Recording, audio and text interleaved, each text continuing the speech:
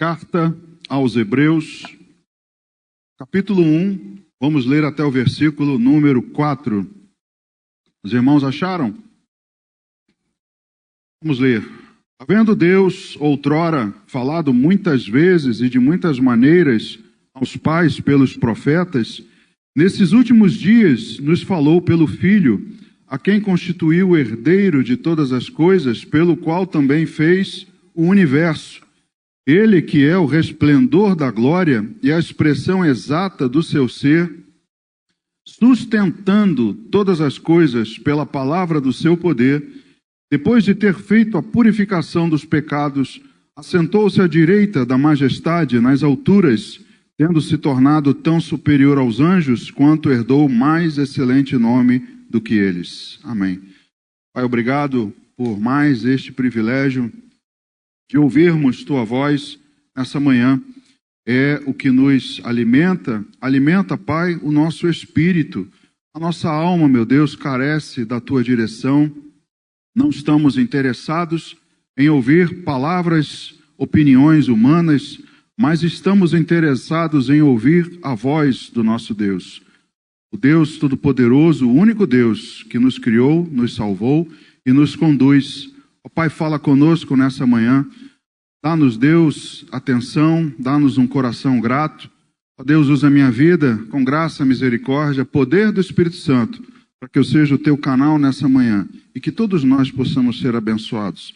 É a nossa oração, o nosso desejo, que fazemos te agradecendo em nome de Jesus. Amém. Pode sentar. Queridos, a carta aos Hebreus apresenta aqui, nesses 4 versículos, uma doutrina bíblica. E aí, quando falamos de doutrinas bíblicas, muitos podem achar assim assustador, não é? Ou, num primeiro momento, se sentir afastado com ela, porque, às vezes, quando ouvimos falar de doutrina, vamos falar de ensinamentos, vamos falar de coisas que Deus tem para nós, e aí alguns nomes até assustam. Não sei se você já ouviu falar da doutrina da salvação. Já ouviu falar? É a soteriologia, que a gente aprende nos seminários e vê nos livros de teologia. O nome assusta. A doutrina do pecado, já ouviram falar? Armatiologia. Quando você vai estudar, você ouve essas coisas. Cristologia, teologia ou teontologia. Olha só o nome. Assusta, né? Porque vem à nossa cabeça aqueles tempos de escola em que algum professor vai ficar falando coisas difíceis e aí a gente acaba, desviando a atenção, não gosta muito. E talvez este estilo de mensagem, este estilo de palavra ou o estudo afugente algumas pessoas que desejam talvez alguma coisa mais prática, mais palatável, alguma coisa que se possa digerir prontamente. Mas a doutrina bíblica, irmãos, é algo necessário para a nossa vida. Essas coisas, o entendimento dessas doutrinas, desses ensinamentos, Atos 2,42 diz que os cristãos perseveravam na doutrina dos apóstolos. Os apóstolos ensinavam a respeito dessas coisas. E por mais afugentador que possa parecer, eles perseveravam. Porque eles queriam aprender a respeito delas. E aí, quando a gente olha para o texto, a carta aos Hebreus, nós vemos essa doutrina e vemos que no texto ele usa uma palavra que fala assim, sustentando todas as coisas pela palavra do seu poder. E aí eu quero falar contigo nessa manhã a respeito da doutrina da providência divina. Aqui o termo no grego diz que é o pheron, é uma palavra do grego que tem o sentido de carregar, de levar. Queria ver contigo 2 textos que mostram como essa palavra também é usada em outras passagens. Abre comigo lá no Evangelho segundo João, no capítulo 19. João 19, vamos ler o verso 39. João 19, 39.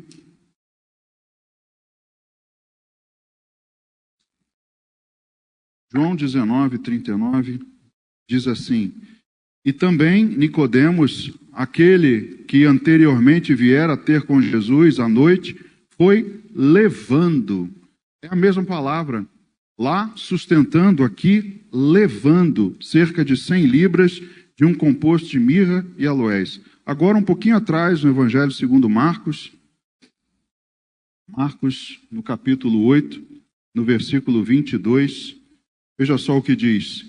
Então chegaram a Betsaida e lhe trouxeram o cego, rogando-lhe que o tocasse. 3 textos, traduções diferentes, verbos diferentes, sustentando, levando, trouxeram, mas é algo que dá a ideia de carregar, de levar, porém, um carregar tendo controle, tendo a condução. Então, o texto mostra que aqui em Hebreus está dizendo que ele sustenta no sentido de controlar, de estar no controle da sua mão. Ele está conduzindo. E aí, quando a gente fala que é necessário dar ouvidos às doutrinas, a gente, se entender elas todas, por não entendê-las, irmãos, todas essas que eu disse para você, do pecado, da salvação, de Cristo, de Deus, por não entendê-las, é que aparecem as heresias. É exatamente por isso que as pessoas não a compreendem direito e aí interpretam de maneira errada e colocam coisas da sua cabeça. Então, entender essa e as outras doutrinas bíblicas nos livra de erros de interpretação, de pecado e das heresias. Então, essa doutrina da providência divina, para você ver que 4 doutrinas, pelo menos, diferentes dela, apareceram ao longo do tempo. Lá no século XIX, o deísmo, não sei se você já ouviu falar, difunde que Deus criou o mundo, mas não atua mais nele. Olha só, é como se Deus tivesse criado, tem algumas pessoas que aceitam que houve um Criador, mas que ele criou e virou as costas. Não está mais nem aí para ela, deixa ela se virar sozinha. E isso é uma teoria aceita porque a percepção que as pessoas têm é que Deus se virou para o mundo. As coisas estão a sua revelia correndo soltas porque Deus não está mais cuidando delas. Ele apenas criou e se livrou dela. E outra, o dualismo. Tem gente que acredita que o mundo é governado por 2 forças, a força do bem e a força do mal. E quem acredita nessas coisas vive numa crise, porque se 2 dividem, quem é que vai ganhar? Quando 2 pessoas sobem a um ringue e vão lutar, quem é que vai ganhar? Quem é que vai ter vantagem? Quem é que vai derrubar o outro na lona? E aí as pessoas ficam num pavor, porque será que a força do bem é mais forte do que essa maligna? Então, são doutrinas erradas. Outra é o panteísmo, que acreditam que tudo é Deus, que a criação não é algo fora, mas ela está em Deus. Ou seja, Deus é a criação, é essa cadeira, todas as coisas, tudo é Deus. E é algo torto para o que a Bíblia ensina. Deus criou, mas a criação não é Ele. É dele a criação. Mas o panteísmo prega que o mundo, não é? Tudo é Deus, tudo pertence, constitui o próprio Deus. E há outros que acreditam que é o acaso quem governa. É o fatalismo. São pessoas que acreditam que aconteceu, é o destino, é eventos que são predeterminados por forças impessoais, cegas e irracionais.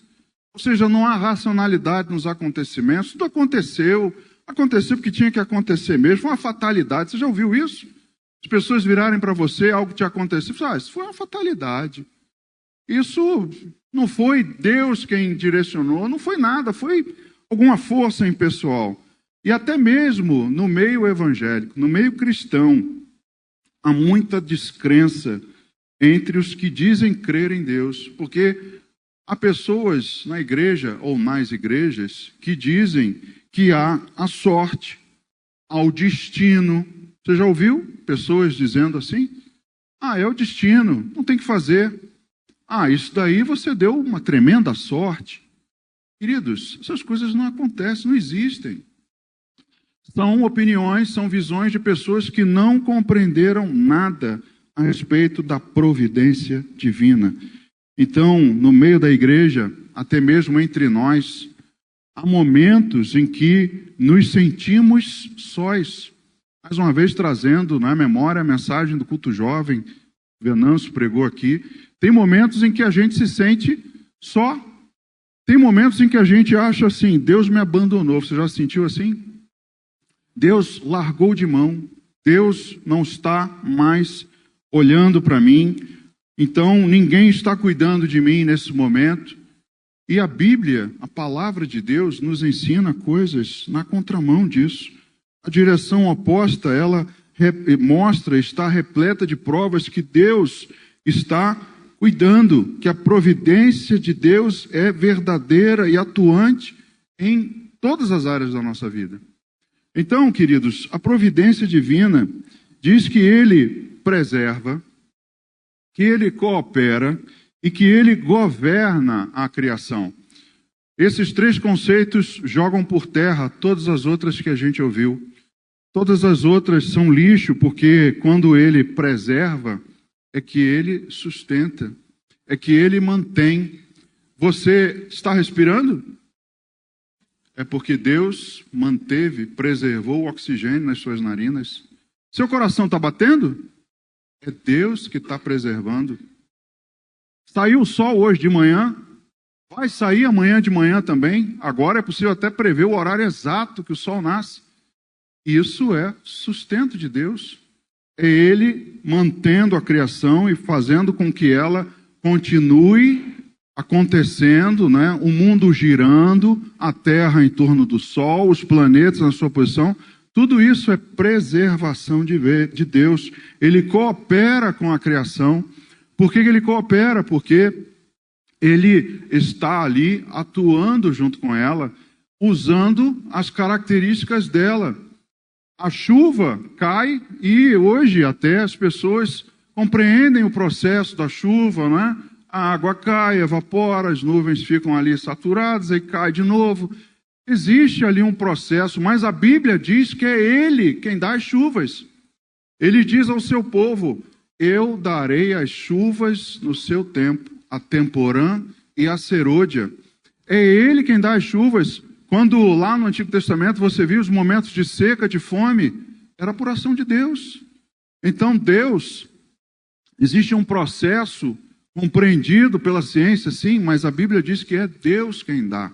Então Ele coopera junto com ela. Ele está ali mantendo a sua criação nas mesmas características que Ele criou. E Ele governa a criação. Ele não virou as costas para ela, não está cada um por si. Não é assim, né? Deus não está nem aí para nós, não está olhando para nós. Não, Ele está governando. E Ele governa, inclusive, usando o mal a seu favor ou para atingir os seus propósitos. Ou seja, quando Ele governa a criação, significa que Ele a usa para atingir os seus propósitos, os seus desígnios, a sua vontade.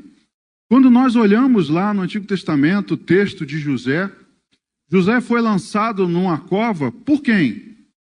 Pelos seus irmãos, pela maldade e inveja no coração deles. E aí ele foi levado, você conhece a história, e no momento em que ele se revela aos seus irmãos, o que ele diz? Não temam.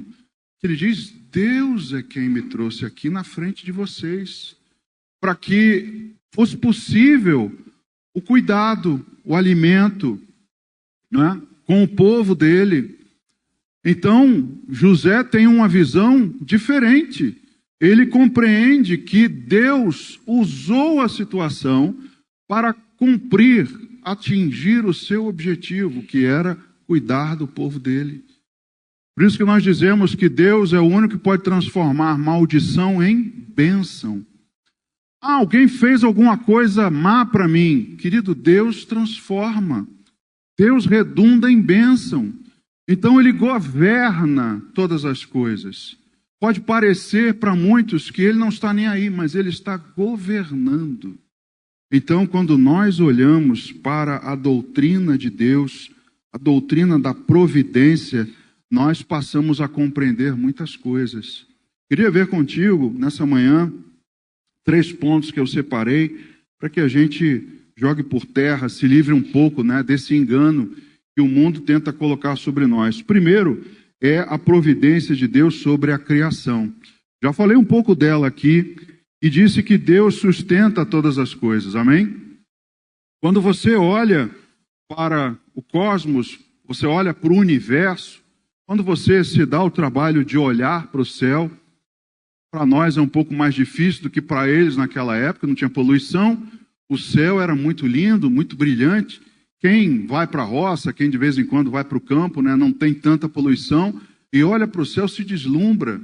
Né? Uma coisa linda. A gente aqui na cidade não tem tanto esse privilégio, mas a gente olha para a criação de Deus e nós ficamos assim, né, abismados. Como é que Deus criou? Como é que Deus sustenta os planetas, as galáxias, o Sol? Como é que o Sol nos aquece na medida certa? Como é que há a noite, há o dia? Tudo numa harmonia pela providência divina. Isso é também a providência de Deus. Tem um texto lá em Isaías que eu queria ler contigo. É lá em Isaías, capítulo 40. Isaías 40, verso 26. Olha só o que diz. Levantai ao alto os olhos e vede. Quem criou estas coisas? Aquele que faz sair o seu exército de estrelas, todas bem contadas, as quais ele chama pelo nome, por ele ser grande em força e forte em poder, nenhuma só vem a faltar. Então o profeta já diz aqui, olha para os céus, ele conhece todas elas, criou todas elas, contou todas elas, ele sabe muito bem porque ele é grande em força e forte em poder. Deus é poderoso e ele sustenta todas as coisas. Aí se pergunta agora, será que ele não pode cuidar de mim? Será que ele não sustenta a minha vida? Irmãos, isso é... Quando você tiver dúvida, olha para cima. Olha para o céu. Olha para a natureza. Olha para o sustento de Deus. Porque ele criou tudo, todas as coisas, do nada. Gênesis capítulo 1, versículo 1, diz assim, no princípio criou Deus os céus e a terra. Quando os estudiosos olham para o texto e eles vão a fundo na palavra, eles olham que esse criou é um verbo que para eles naquela época queria dizer criar do nada. Quando você cria aí uma receita de bolo, tem gente que gosta de ir para a cozinha e inventar uma receita de bolo. O que você faz? Você pega a farinha, você pega o fermento, pega os ovos, pega o açúcar, pega o óleo, pega essas coisas todas, mistura e cria um bolo, certo? Deus criou tudo. Como? Ele tinha ali a farinha para fazer? Ele tinha a terra, ele tinha o carbono, ele tinha todos os elementos químicos. Não, esse verbo é um fez do nada. Deus criou todas as coisas do nada, não tinha matéria-prima para ele fazer, não tinha cimento para ele juntar com água e com areia para fazer, não tinha nada, mas ele criou com a sua palavra. Haja e ouve, aconteça e aconteceu. Vai lá no Salmo agora, Salmo de número 8, no versículo número 3, Salmo 8, verso 3, diz assim, quando contemplo os teus céus, obra dos teus dedos, e a lua e as estrelas que estabeleceste. Deus criou todos os corpos celestes do nada. Não tinha matéria-prima para ele fazer, mas ele criou todas as coisas. Então, irmãos, quando nós olhamos para essa doutrina, nós ficamos maravilhados, porque ele criou também eu e você. Não tinha, no início, na criação de Adão, não tinha um pai e uma mãe. Adão não teve pai e mãe. Adão foi criado por Deus, sem a matéria ainda existir. matéria do ser humano, mas Deus criou o homem. E Ele criou você. Ele te sustentou, Ele te sustenta. A palavra diz que também, dentro dessa doutrina da providência, que nele, em Jesus, tudo subsiste. Vai lá na carta de Paulo aos Colossenses. Colossenses, capítulo 1, do versículo 15 ao 17. Diz assim: este é a imagem do Deus invisível, o primogênito de toda a criação, pois nele foram criadas todas as coisas, nos céus e sobre a terra, as visíveis e as invisíveis, sejam tronos, sejam soberanias, quer principados, quer potestades, tudo foi criado por ele, por meio dele e para ele. Criado do nada, por ele. Aqui está falando de Jesus, que ele é a imagem e nele foram criadas todas as coisas. E nele tudo subsiste. Nele tudo recebe o sustento.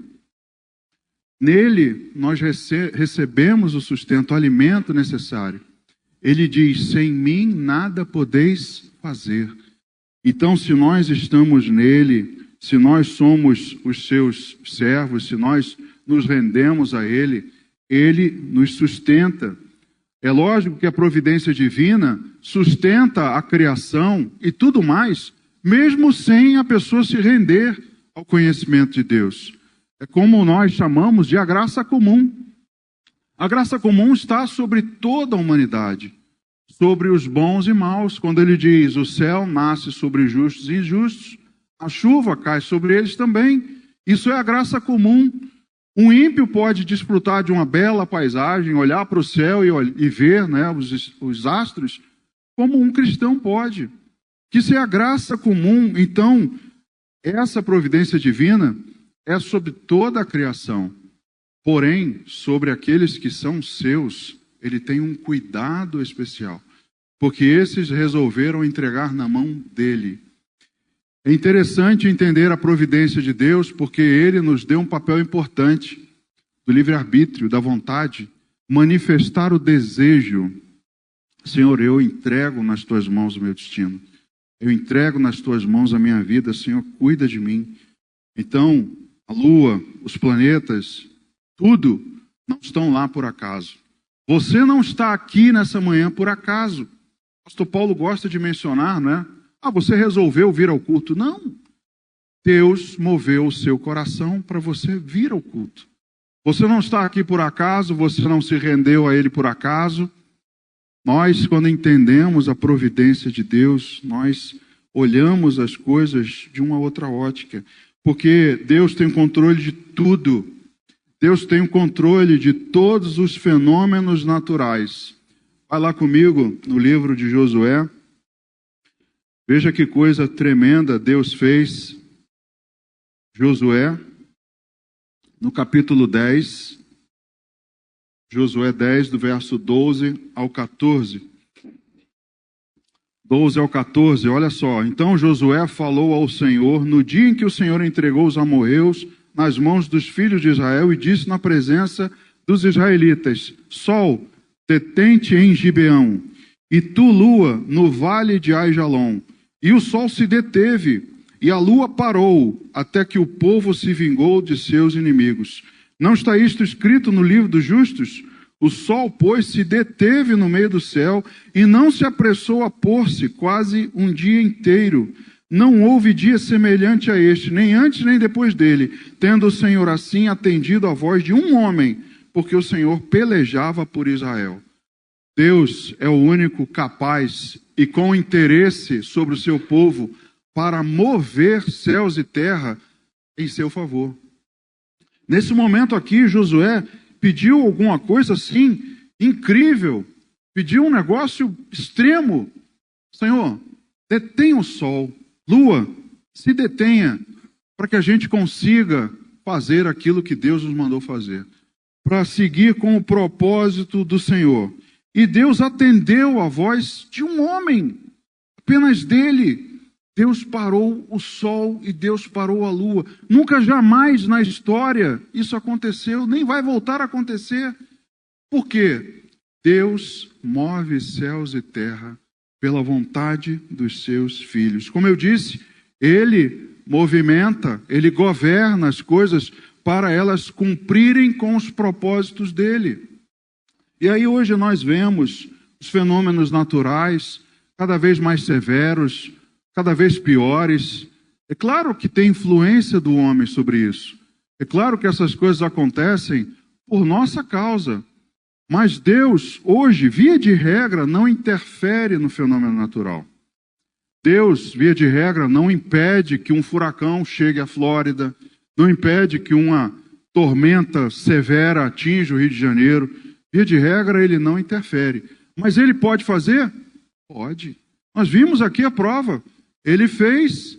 Então Deus tem o controle de todos os fenômenos naturais. Queridos, só de olhar a providência de Deus sobre a sua criação já seria suficiente para a gente terminar a mensagem aqui e você ir para casa com certeza de que Deus cuida de mim. Deus sustenta, governa, tem o poder sobre todas as coisas. Então Deus cuida da sua vida e da minha. É incontestável, é certa a sua providência sobre o universo. E você está nele. Você faz parte da criação de Deus e, sobretudo, você hoje é seu filho. Você o recebeu. Segundo ponto que eu queria ver com os irmãos é a providência de Deus sobre o nosso sustento. Esse é um ponto que muita gente não concorda, porque Deus sustenta a sua criação. Você crê nisso? Vai lá no Evangelho segundo Mateus, no capítulo 6, é um versículo que você conhece muito bem.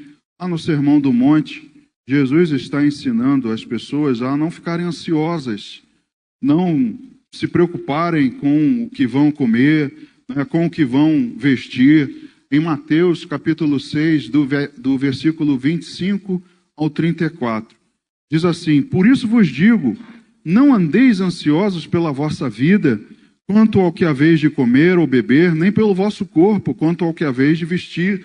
Não é a vida mais do que o alimento e o corpo mais do que as vestes? Observai as aves do céu, não semeiam, não colhem, nem ajuntam em celeiros, contudo, vosso Pai Celeste as sustenta. Olha a providência de Deus. Deus sustenta a criação. Porventura, não valeis vós muito mais do que as aves? Qual de vós, por ansioso que esteja, pode acrescentar um côvado ao curso da sua vida? E por que andais ansiosos quanto ao vestuário? Considerai como crescem os lírios do campo, eles não trabalham nem fiam. Eu, contudo, vos afirmo que nem Salomão, em toda a sua glória, se vestiu como qualquer deles. Ora, se Deus veste assim a erva do campo, que hoje existe e amanhã é lançada no forno, quanto mais a vós outros, homens de pequena fé. Portanto, não vos inquieteis dizendo que comeremos, que beberemos ou com que nos vestiremos, porque os gentios é que procuram todas essas coisas, pois vosso Pai Celeste sabe que necessitais de todas elas. Buscai, pois, em primeiro lugar o seu reino e a sua justiça, e todas estas coisas vos serão acrescentadas. Portanto, não vos inquieteis com o dia de amanhã, pois o amanhã trará os seus cuidados, basta o dia o seu próprio mal. Jesus está ensinando que Deus sustenta. E não adianta a gente ficar ansioso pelo dia de amanhã. Você fica? Também. A gente fica ansioso. A gente fica preocupado. A gente não sabe o que vai acontecer amanhã. Mas a Bíblia nos ensina que isso não vai mudar em nada os acontecimentos. Não tem nenhuma força sobre os acontecimentos, porque só Ele é poderoso. Só Ele pode mudar o rumo dos acontecimentos, interferir nas coisas para os propósitos dEle. Então nós deveríamos estar numa posição de serviência, de estar na mão dEle e crer nessa palavra. Olha, eu não sei o que vai acontecer, mas eu sei que Deus cuida de mim. Eu não sei se amanhã eu vou ter emprego, se amanhã eu vou ter... mas eu sei que Deus vai cuidar das minhas necessidades. Eu sei que Deus vai cuidar de mim. Então, a palavra nos garante que Ele sustenta a sua criação. E aí, quando a gente fala nisso, alguns pensam assim: pastor, quem sustenta a minha casa sou eu. Ai de mim se eu não trabalhar. Ai de mim se eu não receber o salário no final do mês, se não for no mercado comprar. Pois é, querido, mas quem é que te deu emprego? Quem é que colocou o oxigênio, fôlego nas suas narinas? Quem é que deu força aos seus braços? Quem é que sustenta o seu coração? É Deus que te sustenta. Então, quando nós olhamos, cabe a nós trabalhar e ganhar o pão? Sim, mas a Bíblia diz que é Ele quem nos dá. Então, o meu sustento é Deus quem me dá. Se eu não acreditar nisso, eu não posso dizimar. Veja como o dízimo é importante.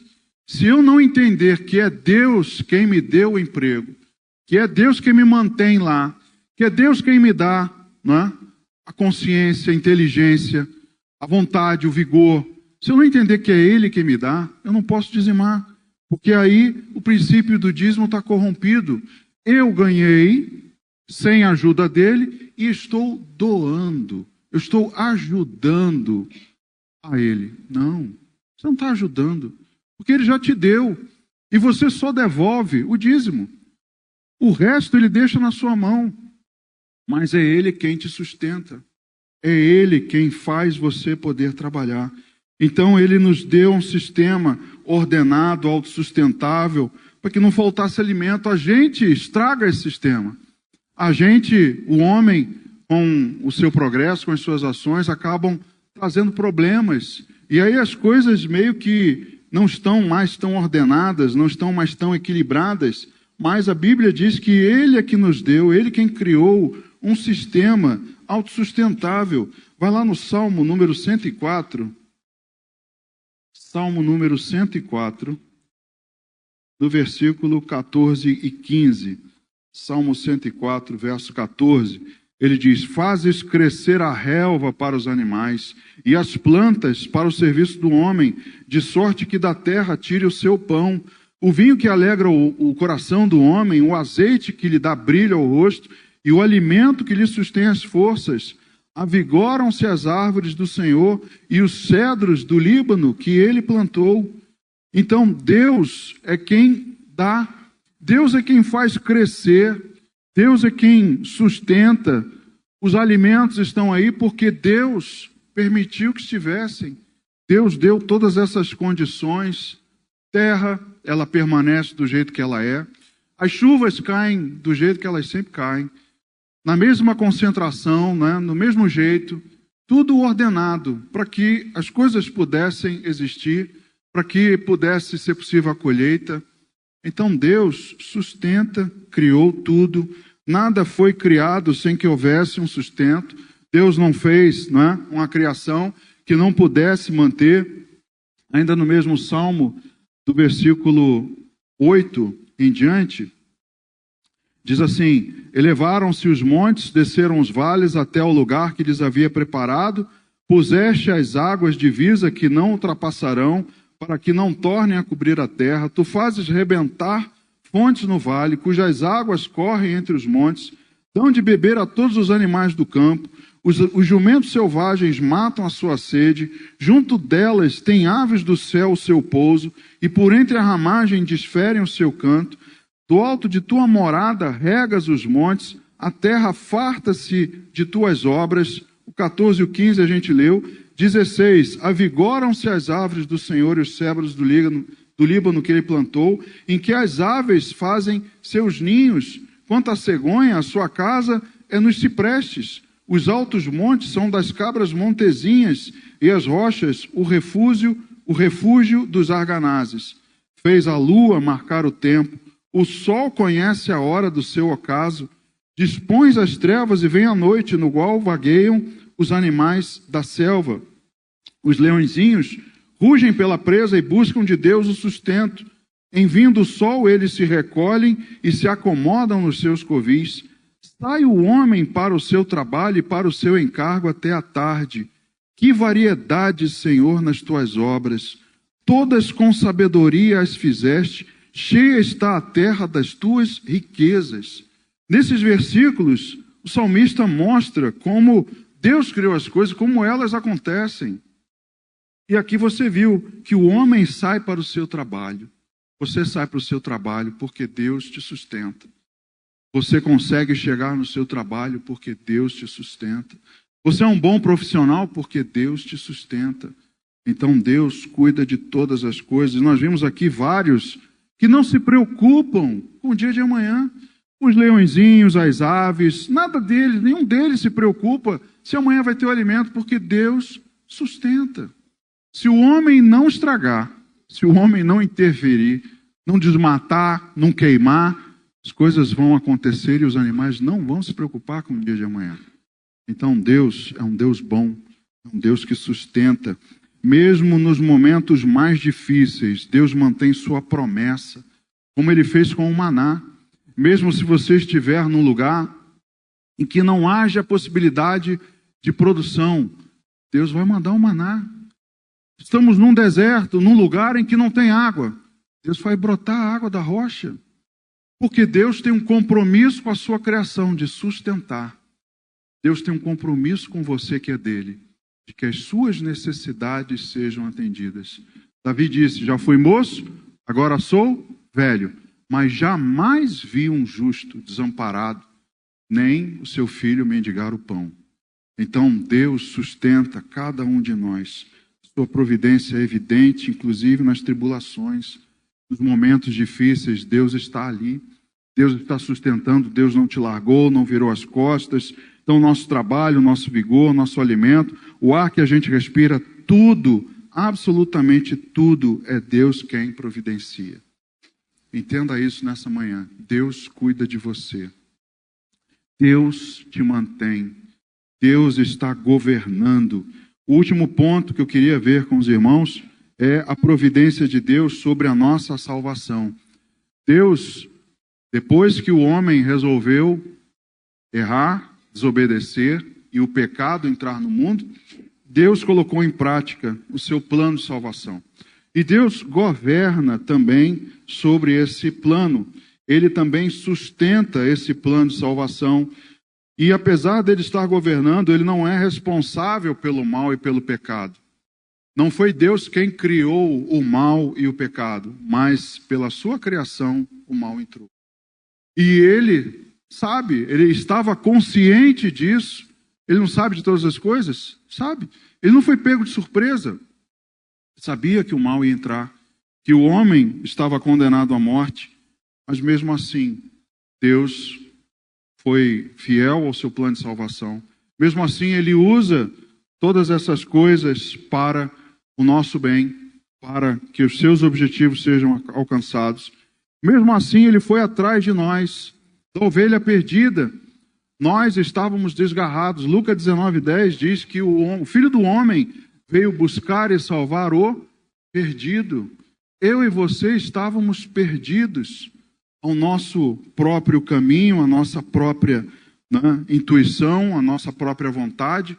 E a providência de Deus é que nos conduziu ao arrependimento. Paulo escreve aos Romanos e diz assim, você se esqueceu que é a bondade de Deus que te conduz ao arrependimento?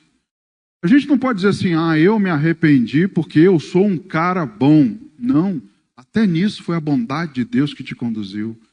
Eu não posso dizer, eu sou um cara de muita fé porque eu sou. Não, a sua fé é de Deus, é dom de Deus.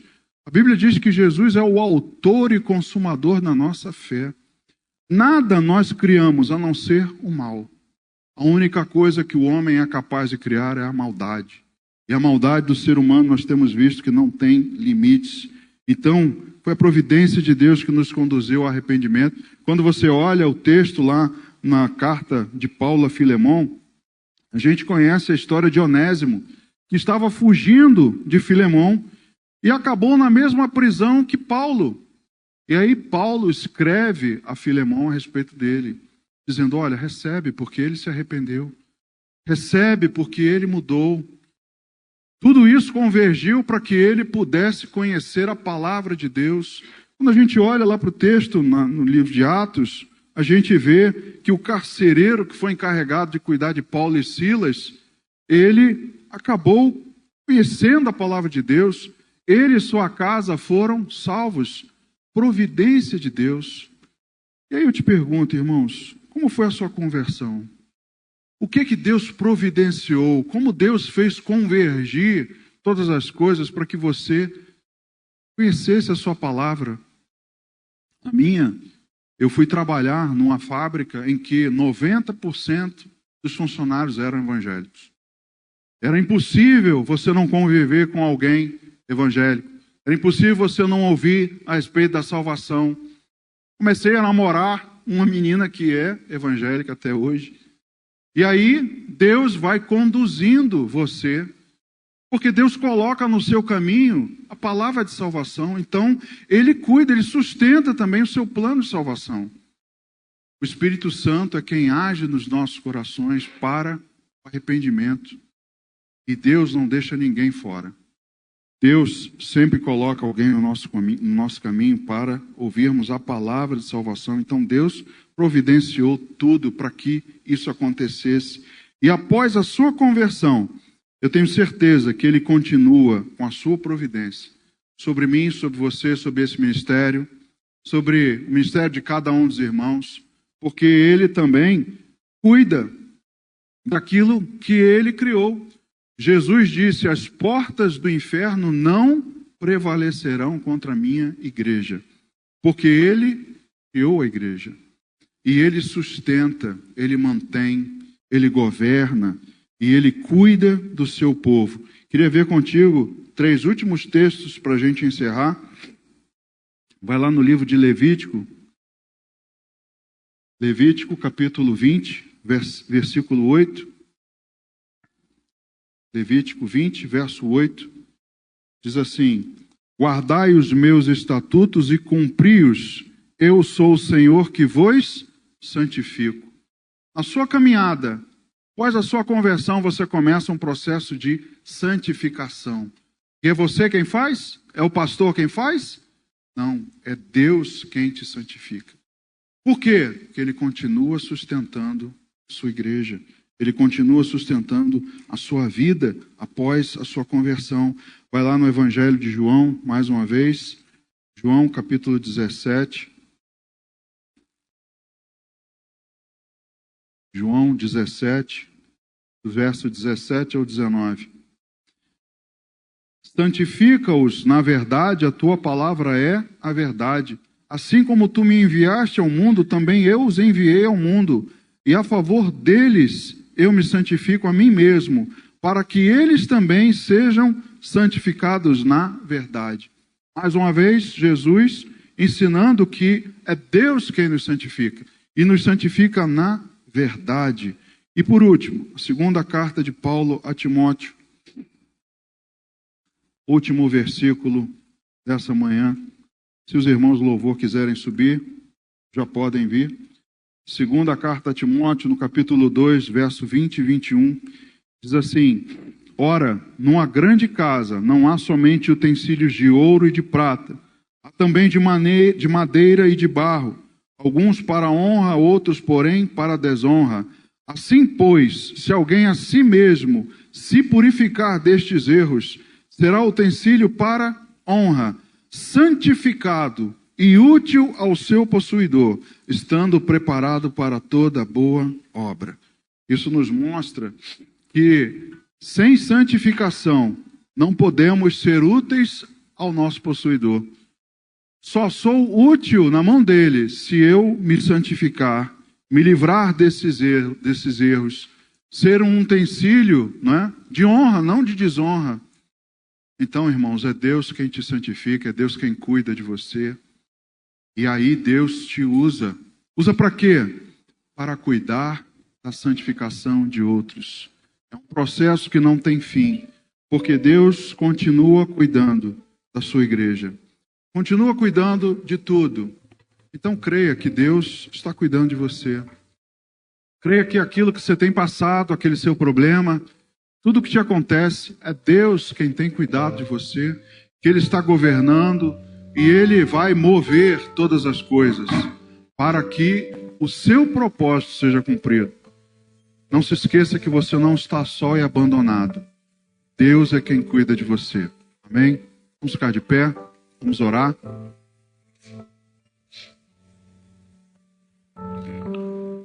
Ao Senhor, obrigado por essa manhã, manhã de adoração, de culto ao Senhor, manhã que sentimos a Tua glória E queremos, Deus, continuar sentindo, ao sairmos daqui, a Tua presença, que ela seja constante conosco.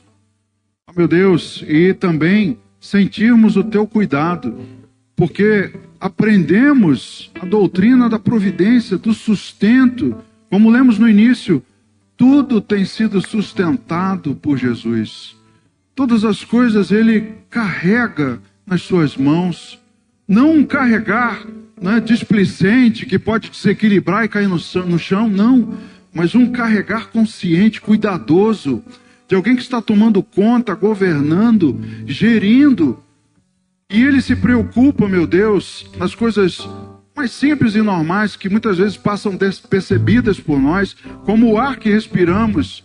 Ele cuida, mas Ele cuida de nós também. E nós, meu Deus, somos igualmente insignificantes, porque diante de toda a Tua criação não somos nada. Somos menos do que pó no deserto. Mas o Senhor cuida de nós, nos conduz, nos carrega e coopera com todas as coisas da criação, governa tudo, mantém. Ó Deus, só temos a Te agradecer nessa manhã e queremos reconhecer isso na nossa vida. Obrigado, Senhor, porque o Senhor foi atrás de nós, o Senhor nos resgatou, nos limpou, nos justificou e nos salvou. Obrigado, Deus, por todas as coisas, pela Tua providência. É a nossa oração nessa manhã, que fazemos Te agradecendo em nome de Jesus. Amém.